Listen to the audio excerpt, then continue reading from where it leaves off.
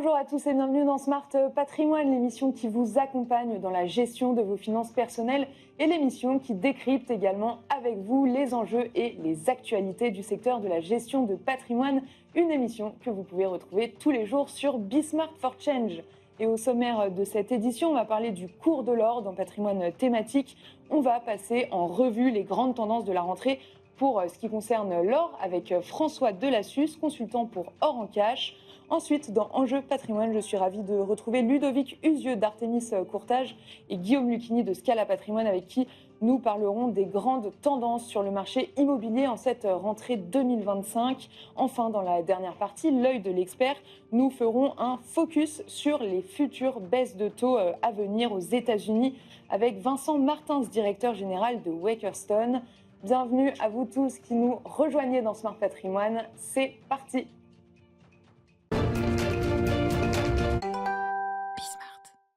Et c'est parti pour Patrimoine thématique. Aujourd'hui, on va parler du cours de l'or qui vole de record en record. Et pour cela, j'ai le plaisir de recevoir en plateau François Delassus, consultant pour Or en Cash. Bonjour François. Bonjour Pauline. François, pouvez-vous peut-être, pour commencer, nous donner un aperçu succinct de la situation en ce début septembre? Écoutez, début septembre, ici, ça tombe bien cette interview parce que le cours de l'or a de nouveau flambé sur les marchés asiatiques ce matin puisqu'il a dépassé le record de 3501,59 dollars et qui est en fait une continuité de ce qu'on le voit depuis le mois d'août et depuis le début de l'année. On n'arrête pas. En 2024, il y avait eu 58 records du prix de l'or qui avaient été battus. Cette année, on est toujours sur des plus hauts. Ouais. Et c'est bien entendu lié, parce que c'est la question, pourquoi? Oui, c'est lié aux incertitudes géopolitiques et incertitudes économiques, et en particulier depuis août, des incertitudes sur la politique américaine économique. Vu les allers-retours, les va-et-vient permanents du président américain sur la guerre commerciale et les tarifs douaniers, et son attaque sur l'indépendance de la Banque centrale, qui fait très peur. Ouais. En plus, on peut noter qu'on s'attend à une baisse des taux d'intérêt de la Banque fédérale américaine, ce qui n'est pas sûr, hein, et elle ne devrait pas être très importante, mais on pense, et les experts pensent, que le cours de l'or, cette hausse du cours de l'or est vraiment, vraiment liée aux incertitudes, d'autant plus que le dollar est en baissier.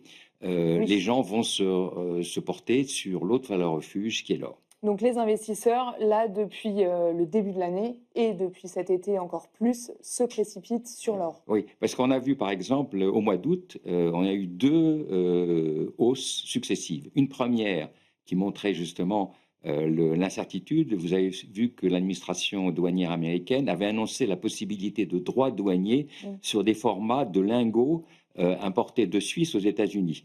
Donc ça a créé, l'or était monté à 3488 dollars, ça a créé une effervescence sur le marché américain. Très rapidement, le président américain a démenti cette rumeur parce qu'il faut savoir que les investisseurs américains se recrutent en particulier, sur leur physique je parle, parmi les conservateurs et parmi sa base électorale. Donc ce n'était pas tellement bien vu pour lui d'accepter cette information.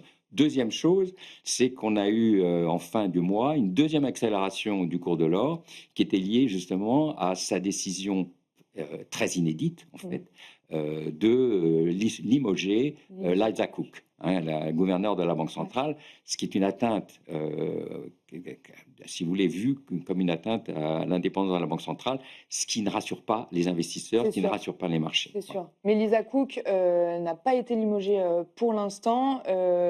On attend la décision. Elle se défend parce qu'elle reste en poste. Elle reste en poste. Mais néanmoins, c'est une pression. Bien sûr. Puis, il faut aussi rajouter le fait que sur les tensions géopolitiques, elles sont toujours persistantes parce que le sommet russo-américain d'Anchorage n'a pas apaisé le conflit ukrainien. Gaza, ça continue. Donc tout ça, ça crée si vous voulez, un climat anxiogène qui favorise bien sûr les valeurs refuges comme l'or. Hein. Si on revient vraiment donc sur ce cours de l'or et cette envolée depuis le début de l'année et encore plus depuis ces dernières semaines, Est-ce que les analystes revoient à la hausse leurs projections sur le prix Oui, alors il y a déjà, ce qu'il faut dire, la performance du cours de l'or, elle est quand même assez particulière, elle est, disons, très remarquable, puisque depuis le début de l'année, on est à plus de 29% en dollars et on est à près de 15% en euros, ce qui est quand même très, très fort. Les analystes, les derniers chiffres qu'on a pu voir, c'est la banque JP Morgan Mm. qui avait annoncé qu'elle voyait le cours de l'or à près de 3000, plus de 3500, 3600. Oui, on est à 3500 Oui, aujourd'hui, oui, oui. au quatrième trimestre de Ils ont cette année. ajusté la Et projection ils voient le cours de l'or atteindre les 4000 $. en décembre. Non, non, pas en décembre, avant le deuxième trimestre 2026. D'accord, Donc on est à 3500, on pourrait être à 3600 en fin d'année d'accord. et monter à 4000 $ Au T1. au T1 2026. Maintenant, il peut y avoir aussi des éléments qui vont peut-être peser sur d'autres éléments qui vont peser sur la hausse, comme des éléments qui peuvent peser sur la baisse, hein. On pourrait imaginer à une situation si brusquement la guerre de l'Ukraine avec l'Ukraine s'arrête, que Gaza se calme, on aura moins de tensions géopolitiques. Et donc le cours de l'or pourrait Le cours laisser. de l'or pourrait se stabiliser, se D'accord, consolider, d'accord. hein. On n'est pas à l'abri de ça, mais ça restera. Mais derrière, le moteur, les facteurs en faveur du cours de l'or restent très forts parce que Hmm. c'est l'économie générale, hein. Aujourd'hui, on est dans une économie, une croissance mondiale qui inquiète, hein, parce que on est dans la constitution des blocs économiques ne facilite pas forcément une croissance harmonieuse. Et s'il n'y a pas de croissance harmonieuse, les gens s'inquiètent. Hmm. Maintenant, on peut regarder aussi au niveau local ce qui peut se passer. Le marché français de l'or c'est pas le marché de l'or français qui fait le cours de l'or, Oui, loin de là, même les marchés financiers français, mais en France aussi, la situation politique. politique et sociale qui est tendue ne peut pas, si vous voulez, apaiser les investisseurs et peut les pousser à épargner davantage et à aller voir des actifs non risqués comme l'or, ce qui est très clair. Si je reviens un petit peu sur les banques centrales, on en a un petit peu parlé hein, déjà, mais comment on fait pour expliquer l'engouement des banques centrales pour l'or? Ben, il y a plusieurs éléments. D'une part, c'est les atouts Hmm. de l'or qui sont pris en considération par les banques centrales. C'est le fait que l'or performe, bon ça c'est une chose, que l'or n'est pas corrélé, voire négativement corrélé avec les actifs financiers. Quand vous avez des actifs financiers qui peuvent être très volatiles et qui peuvent baisser avec des surévaluations d'actions, par exemple aux États-Unis. Hmm. Donc il y a ça. Troisième élément très important aussi pour les banques centrales, c'est un protecteur contre l'inflation. Donc on a moins d'inflation en Europe, mais aux États-Unis, Elle est toujours elle est toujours là. persistante. D'ailleurs, c'est pour ça que la Banque centrale américaine marche sur des œufs, hein. Et puis, quatrième élément, pas de risque de défaut. Hmm. Vous avez un actif, lorsque vous avez de l'or, il n'appartient que vous, hein, et du coup, vous n'avez pas de risque de défaut, pas de risque de contrepartie. C'est des choses que les banques centrales considèrent, sans oublier que les banques centrales des pays émergents aujourd'hui veulent dédollariser un peu leurs réserves, et donc elles vont Ouais. sur l'or. Et puis, c'est vrai que si le dollar perd de sa valeur, eh ben, on va aller Ouais, chercher une autre valeur refuge, hein. c'est ce que j'allais dire. Quel est l'impact de la chute du dollar sur les cours de l'or? Là, on est à Eh un ben, euro-dollar à 1,17 environ. généralement, ce qui se passe, c'est que puisque l'or est coté en dollars, lorsque le dollar baisse, l'or a L'or, tendance à c'est à monter, monter. hein. Bon, ça, c'est un élément. Mais pour revenir sur les banques centrales, regardons c'est que depuis le début de l'année, elles ont déjà acheté plus de 450 tonnes d'or, Hmm. hein. À peu près la même chose qu'au premier semestre de 2024. Et en 2024, elles avaient acheté pour 1000 tonnes d'or, Hmm. ce qui est quand même très important. Donc il y a ce côté qui est très prégnant sur les banques centrales, sans oublier aussi la dette, les dettes des États. Hmm. Donc il y a beaucoup de monnaie qui circule. Hmm. Je ne parle pas de planche à billets parce que c'est un vieux sujet, mais disons qu'on a beaucoup imprimé de la monnaie. Il y a beaucoup de monnaie qui circule. Et c'est vrai que l'or derrière est un stabilisateur, si vous voulez. C'est quand même la monnaie, comme on dit toujours, c'est fiat, hein. Hmm. C'est la confiance. Ouais. Et pour la confiance, il est important que les banques centrales continuent à conserver de l'or pour justement justifier la confiance dans cette monnaie. Merci beaucoup, François Delassus. Vous êtes consultant pour Orange. Pardon. Merci beaucoup d'avoir répondu à toutes ces Je questions. vous en prie, Pauline. Et quant à nous, on se retrouve tout de suite dans Enjeu patrimoine.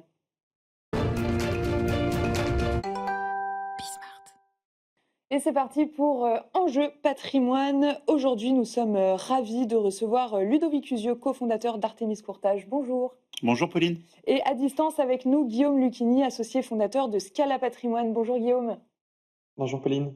Donc l'idée aujourd'hui, c'est de faire un point sur le marché immobilier en cette rentrée 2025. Juste avant de commencer, un mot de Artémis. Il me semble que vous avez des actualités de recrutement. Effectivement, après 2 années un peu compliquées, une crise du crédit qu'on a tous vécue en 2023, 2024, 2025 est une année de redémarrage. Ça fonctionne bien et partout. Et on étoffe les équipes effectivement avec un objectif de recrutement en cette année, au début de l'année 2026, de 200 personnes. Bon, super. Ceci étant dit, rentrons maintenant dans le vif du sujet. Nous allons donc poursuivre avec vous, Ludovic Usio, pour rappeler un peu les grandes tendances du marché avant de parler d'investissement et de stratégie juste après avec Guillaume Lucchini. Ludovic, quelles sont les principales tendances actuelles du marché immobilier et quel est un peu l'état général du marché du crédit immo en France? C'est une année de reprise, un retour à la normalité après 2 années, comme je le disais en introduction, qui ont été un peu compliquées avec des banques qui prêtaient plus et des taux qui avaient augmenté de façon très violente, très rapide. Une année de reprise, de redémarrage avec des volumes de crédits négociés et débloqués qui sont plus normaux, dans un D'accord. marché aussi qui s'est renormalisé, entre guillemets, avec un nombre de transactions dans l'ancien qui est bien meilleur et qui sera en augmentation en 2025 probablement d'une dizaine de pourcents. D'accord. Donc la machine à crédit a redémarré parce que les banques sont prêteuses et que les taux ont baissé aussi assez fortement depuis 1 an et demi, d'environ 1,20, 1,30%. Donc ça redonne de l'oxygène aux emprunteurs, du pouvoir d'achat, et donc un marché qui se tient bien mieux avec effectivement 8 premiers mois qui ont été de meilleure tenue avec des augmentations partout en France en volume de crédit négocié. Et sur les taux, on est à peu près à combien aujourd'hui du coup? On est sur des taux qui sont relativement stables depuis le début d'année. Il y a quelques ajustements, quelques soubresauts, mais en Ils ont réalité, remonté légèrement on récemment. alors on est sur une période relativement stable. Il se passe D'accord. rarement grand-chose l'été. Les comités de crédit dans les banques, sauf événements majeurs, mais quand il se passe pas grand-chose, les comités de crédit ne se réunissent pas et les taux sont relativement stables pendant l'été. Ça a été le cas. En septembre, on commence à avoir les premiers barèmes qui sont plutôt des barèmes stables ou en très légère hausse, 0,05, 0,10 selon certaines banques, qui n'étaient pas forcément, voilà, qui attendaient pas forcément la rentrée avec plus de dynamisme que cela. Mais pour toutes les autres banques, c'est une rentrée avec des taux stables. On emprunte pour les très bons dossiers en dessous de 3% sur 20 ans. D'accord. Donc on est dans des eaux qui sont stables et un marché normalisé. Toutes les banques quasiment sont prêteuses aujourd'hui pour tout type de projet, tout type d'emprunteur. OK, et comment évoluent du coup les conditions, les conditions pardon, d'octroi, des crédits IMO? Est-ce qu'il y a, des changements sur, par exemple, les taux d'endettement, les durées, les apports, ou est-ce que, là, on est vraiment sur une, tendance, Ouais, on est sur quelque chose de relativement stable, c'est-à-dire qu'il y a eu des enseignements de la précédente crise, à savoir qu'on est maintenant dans un taux d'endettement qui ne dépasse que très rarement 35% assurance incluse, entre la mensualité de crédit et les revenus, et puis un apport qui est, on va dire, au minimum de l'ensemble des frais, frais de notaire, frais d'agence, frais de courtage, frais de dossier bancaire, et qui représente à peu près 10% du coût de l'opération. d'accord. À partir du moment où vous avez un taux de charge qui ne dépasse pas 35% et environ 10% du montant de votre opération, vous pouvez présenter en toute sérénité votre dossier à des courtiers ou à des banquiers. Il sera couronné de succès, j'en suis certain. Un mot, juste avant de parler avec, monsieur, Lucchini, du contexte économique, et de l'influence peut-être de la situation politique en France. Guillaume, je vous poserai la même question juste après. Est-ce que ça influence, le crédit à ce stade? Pas encore? Pas encore, c'est jamais très bon. L'instabilité politique, en général, a pour conséquence d'entraîner un peu d'instabilité économique. Et c'est un peu paradoxal, c'est-à-dire qu'on est plutôt dans une bonne période avec une augmentation des volumes de crédit, une augmentation des transactions, notamment dans l'ancien, un marché qui reverdit, entre guillemets, et puis de l'autre côté, une rentrée qui s'annonce un peu compliquée Mm. avec la mise en jeu, la mise en responsabilité du gouvernement dans une semaine, avec un blocage du pays annoncé le 10 septembre. C'est pas génial, notamment pour les marchés obligataires qui sont les drivers des taux de crédit Mm. immobilier.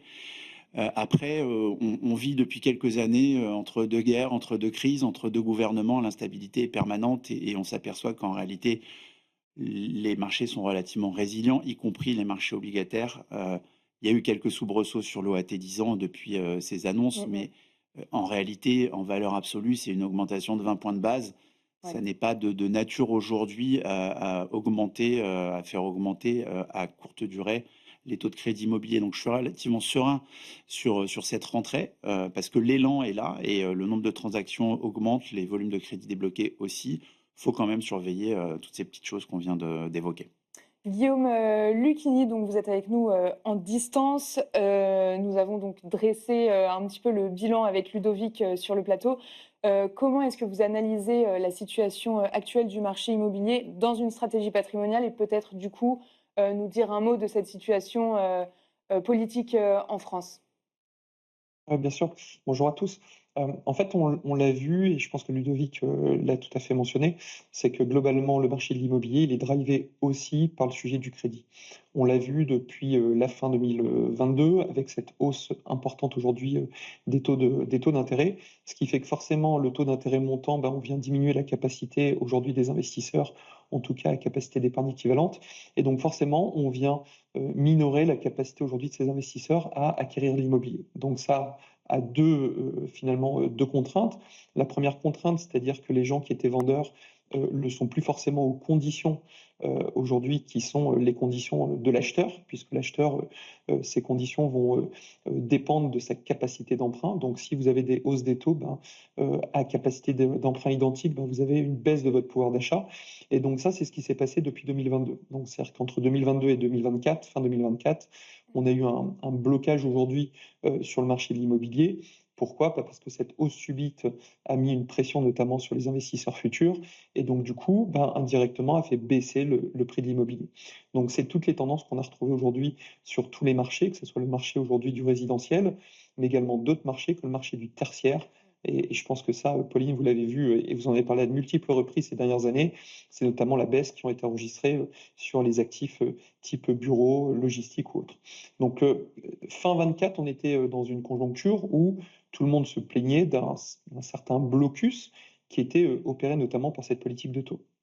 Maintenant, 2025, ça devait être, l'année du renouveau. Pourquoi? Parce que, les banques centrales ont effectivement inversé la tendance avec, des baisses. Ces baisses se sont répercutées en tout cas du côté des banques et donc s'est retrouvé, du côté du crédit et comme Ludovic, le mentionnait jusqu'à présent, on a une baisse quasiment d'1,5 en termes de pourcentage sur les montants d'emprunt, notamment sur 20 ans. Maintenant, qu'est-ce qu'il en est aujourd'hui réellement? On se retrouve, effectivement avec, un redynamisme du côté, de la politique de crédit, donc des gens qui vont investir ou du moins qui se repositionnent comme acquéreurs pour 2 raisons. La première, c'est qu'avec cette hausse importante, en fait, il y a une pression notamment sur les prix et on a, des vendeurs qui ont de plus en plus accepté le fait que leur actif n'était plus du tout valorisé de la même manière qu'en, 2022, donc avec, finalement des taux qui étaient excessivement bas et on s'est retrouvé avec cette politique de blocage qui entraîne aujourd'hui certains, vendeurs à accepter des concessions. Et un autre élément qui est aussi important, c'est qu'on a la politique environnementale qui est un deuxième enjeu aujourd'hui pour beaucoup, on va dire, de vendeurs. C'est notamment ce sujet du DPE qui revient d'ailleurs sur le devant de la scène, notamment sur la classification et sur la façon de classifier. Donc a priori avec un allègement, futur qui rend aujourd'hui certains actifs, notamment, non acceptables à la location et donc forcément ça engendre quoi? Un coût et un budget de travaux pour bon nombre aujourd'hui de Français. Oui, Et merci, et merci Guillaume. Vous qui êtes, du coup, conseiller en gestion de patrimoine, est-ce que, sur une stratégie, d'investissement, est-ce que vous recommandez, vous, à vos clients, d'attendre une détente en termes de taux un peu plus marquée avant d'investir ou de saisir dès maintenant certaines opportunités, par exemple? Non, aujourd'hui, vous l'avez rappelé, c'est-à-dire que les situations de crise aujourd'hui, quand vous avez des tensions comme celle-ci, elles sont plutôt propices pour l'investisseur. C'est-à-dire que l'investisseur a des conditions aujourd'hui de négociation qui sont importantes, va pouvoir faire effectivement, va jouir finalement de ce marché qui est bloqué pour faire des propositions. Nous, on le voit du côté de nos clients, notamment sur des opérations d'acquisition d'investissement locatif dans Paris Intramuros. Dans certains beaux quartiers comme le 6e arrondissement de Paris, on a quasiment des prix à l'achat qui sont 20 en dessous de ce qu'on pouvait avoir il y a 2 ans. Donc non, pour nous, c'est plutôt une bonne situation, en tout cas à l'investissement. Et d'autant plus que pour des gens qui ont la capacité aujourd'hui d'utiliser le levier de l'emprunt, il faut savoir, et ça je pense que Ludovic peut peut-être en toucher 2 mots, c'est que c'est pas parce qu'aujourd'hui vous empruntez à un taux de X que ce taux-là, vous allez le conserver ces 20 prochaines années. C'est aussi l'intérêt aussi pour un investisseur de se projeter, c'est de dire je vais peut-être faire une concession aujourd'hui sur un taux que je trouve haut, même si dans les faits, aujourd'hui, les taux sont absolument pas hauts. C'est juste qu'on a un référentiel avec les 3 dernières années qui est complètement surréaliste, hein. Quand vous empruntiez à moins de 1%, c'était pas des taux normaux. Ouais. Donc le problème, c'est que beaucoup de gens ont acquis et fait des opérations sur ces bases-là, et donc ont ce référentiel-là en tête pour avoir un point de comparaison, ce qui n'est pas du tout, à mon sens, un bon point de comparaison. Et donc, du coup, le fait qu'on ait la capacité de renégocier les taux est plutôt une bonne chose aussi. C'est-à-dire que ça permet aujourd'hui à l'investisseur de prendre accès sur un marché immobilier qui est décoté. Et à mon sens, il ne faut surtout pas attendre que ces taux continuent de baisser pour se positionner, parce que forcément, si les taux continuent de baisser, ben, on va retrouver une hausse des prix. Alors, à l'heure actuelle, en tout cas depuis 2025, il y a une stagnation malgré cette baisse. Pourquoi? Parce que le marché est complètement sclérosé et la politique, pour entacher de petits mots, la politique aujourd'hui ne va pas dans notre sens, puisque une problématique comme on le voit aujourd'hui côté gouvernement, c'est potentiellement un impact sur la fiscalité. Et la fiscalité, forcément, l'immobilier va être un sujet pour bon nombre d'investisseurs. Et donc, ça peut être aujourd'hui une situation qui va rendre finalement beaucoup moins liquide le marché de l'immobilier que la tendance qui avait été entreprise depuis le début de l'année.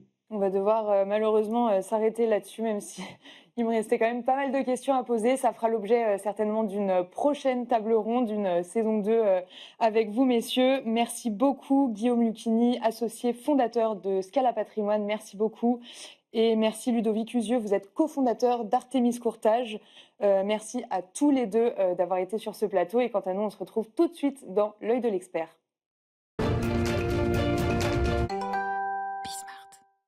C'est parti pour l'œil de l'expert. Vincent Martin, c'est avec nous. Vous êtes directeur général de Wakerstone. Bonjour Vincent. Bonjour Pauline. Alors aujourd'hui, on rentre directement dans le sujet parce qu'on n'a pas beaucoup de temps. Vous allez nous parler des futures baisses de taux aux États-Unis. Quel est le contexte, Vincent? Alors, on est dans un contexte où il y a une attente depuis pas mal de semaines, pas mal de mois. Il faut savoir que les États-Unis ont augmenté leur taux depuis 2022 de façon très forte. Et maintenant, qu'est-ce qui se passe après? C'est On ça. a eu Donald Trump qui a été très insistant sur c'est trop tard, il faut aller plus vite. Ça crée un stress. Et à Jackson Hole, on a Jérôme Powell qui valide qu'il va y avoir un programme de baisse de taux. Alors, on est plutôt sur du 0,25 pour le moment, mais c'est imminent. C'est le En mois de septembre.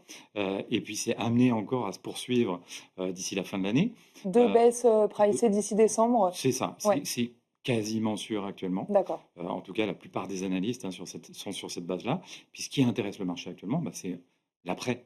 Qu'est-ce qu'il va y avoir encore en plus, Ouais. puisqu'il y a déjà une bonne appréciation, un bon accueil de ces rumeurs. Oui, c'est une bonne nouvelle Oui. selon vous, Vincent. Bien sûr, parce que les États-Unis, c'est quand même un driver mondial, et il est évident que quand on parle de détente, de début de détente aux États-Unis, on va dire, c'est des belles perspectives pour le monde entier, même si d'autres zones fonctionnent un peu différemment. Peut-être on peut mettre en perspective avec la zone euro et la BCE qui va peut-être plutôt faire une pause. Oui, alors c'est vrai que la BCE a été très en avance par rapport à ces sujets-là. On a des baisses de taux de 0,25 depuis juin 2024, et on atteint des planchers, on va dire, où là, on ne peut plus descendre. Hein, On arrive au taux neutre. C'est ça. en Donc zone la euro. BCE a déjà fait son travail, mais effectivement, elle a un peu cavalier seule. Elle attendait effectivement que la Fed enfonce le clou. Donc Ouais. on est dans une période où on va quand même garder des taux aux États-Unis, et on a des taux bas en Europe, mais attention, faut regarder les taux réels aussi, parce qu'il y a des risques politiques Mm. qui font qu'on a des spreads de taux qui s'écartent. Les futures baisses de taux de la Réserve fédérale américaine, quelles conséquences vont-elles avoir sur les investissements financiers, Vincent? Alors, sur les investissements, de toute façon, c'est une bonne nouvelle dans son ensemble. Ça va donner un souffle aussi pour les marchés US, parce qu'il faut savoir qu'on approche des mi-termes l'année Ouais. prochaine, donc il faut quand même avoir une copie qui soit propre pour Donald Trump. Ouais. Donc on sent que le calendrier, il est quand même bien positionné. Et on va avoir aussi peut-être un second souffle pour les technologies US. Alors ce qui continue de monter, sans doute poursuivre. Il ne faut pas acheter n'importe quoi. Mm. Donc il est évident que si on part sur des marchés actions, il ne faut pas acheter n'importe quoi. Attention aussi quand même aux devises, tout ce qui est gouvernemental, parce que ce qui était une bonne opportunité pendant une période de pause, qui Peut semblait ne un peu pas plus l'être défensif, forcément. on sent aussi que ça risque de se tasser. Il va y avoir un rééquilibrage par rapport aux actifs sans risque et un peu plus risqués. Mais il va y avoir quand même des opportunités à saisir, c'est ce que vous nous Oui, dites. exactement. Pour l'immobilier, quelles conséquences pourraient avoir des baisses de taux de la Réserve fédérale, Vincent? Alors, il est évident qu'aux États-Unis, c'est fortement attendu. Mm. Donc évidemment, tout l'entourage présidentiel attend justement des baisses de taux, et puis même plus fortes. Ouais. Donc on entendra, je pense encore que c'est pas assez. Oui, Mais mais après, là, on parle jusqu'à décembre, mais il reste toute l'année 2026 Évidemment. où de nombreuses baisses de taux sont quand même pricées par les marchés, 6, je crois. Oui. Voilà. Oui, donc on est qu'au début de ce sujet, et il est évident que l'année 2026 va être une année avec beaucoup d'annonces. Ouais. L'adage en investissement, c'est il faut être opportuniste quand tout le monde a peur. Mm. Je crois qu'en France actuellement, on est dans une belle période Oui. d'opportunité, et il est évident que quand tout ça sera annoncé, quand tout ça sera beaucoup plus clair, on se dira peut-être que la deuxième partie de 2025 était la meilleure pour Mm. investir, notamment dans l'immobilier et même chez nous, parce qu'on dit que les taux sont encore un peu hauts à cause du risque politique actuel. Mais il est évident que quand vous achetez de l'immobilier, il y a des acteurs étrangers qui sont déjà intéressés par notre marché. Et on sait aussi que les taux se renégocient. Donc la vraie question, c'est quel actif on achète, Mm. et un actif qui soit suffisamment décoté, qui, sur les 2 dernières années en tout cas, a eu un niveau d'appréciation un petit peu plus intéressant. Parce que tout le monde se jetait sur l'immobilier il y a de ça 2 ans. Oui. Aujourd'hui, tout le monde a un peu peur en se disant oui, mais les taux sont hauts. Non, au contraire, on est dans une belle période d'opportunité. Merci beaucoup, Vincent Martins. Vous êtes directeur général de Wakerstone. Merci beaucoup d'avoir répondu à toutes ces questions. Et merci à vous de nous avoir suivis sur Bismart. Vous pouvez nous retrouver en replay sur bismart.fr. Vous pouvez aussi nous écouter en podcast sur toutes vos plateformes préférées et nous retrouver évidemment sur tous nos réseaux sociaux, Bismart for Change. Merci à tous de nous avoir suivis. À plus tard.